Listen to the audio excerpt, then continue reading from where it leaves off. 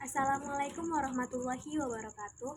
Perkenalkan, nama saya Dita Amelia dari Prodi Pendidikan Bahasa dan Sastra Indonesia dengan NIM 24016190. Di sini saya akan menjelaskan tentang unsur intrinsik prosa dalam puisi. Baik, yang pertama di sini pengertian prosa.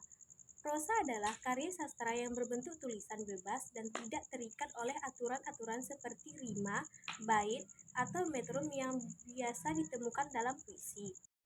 Yang kedua, tema. Tema adalah gagasan utama atau ide pokok yang menjadi landasan dalam sebuah cerita. Contoh, tentang cinta, persahabatan, petualangan, dan lain-lain.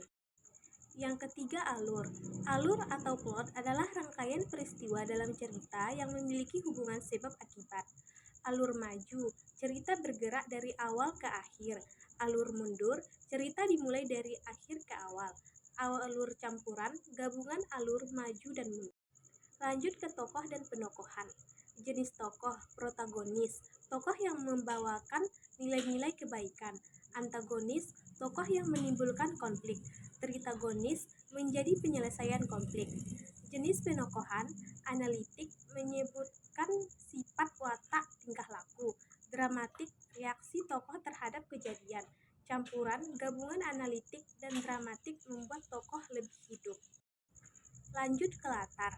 Latar tempat, lokasi terjadinya cerita biasanya nyata atau fiktif. Latar waktu, kapan cerita terjadi dan durasi cerita. Latar suasana, kondisi atau atmosfer cerita atau keadaan sosial budaya. Lanjut ke sudut pandang. Orang pertama, aku sebagai tokoh utama. Orang ketiga, serba tahu. Baiklah, yang selanjutnya amanat. Amanat adalah pesan moral dan cerita. Penyampaian amanat dapat secara tersirat atau tidak langsung, maupun tersurat atau langsung.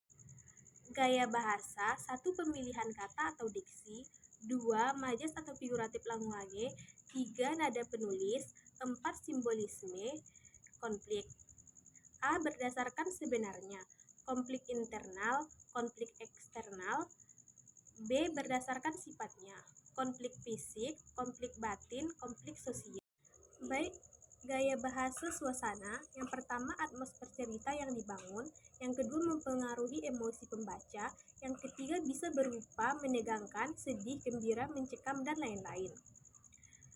Lanjut, judul mencerminkan isi cerita, bisa berupa simbol, menarik perhatian pembaca, memberikan gambaran tema atau.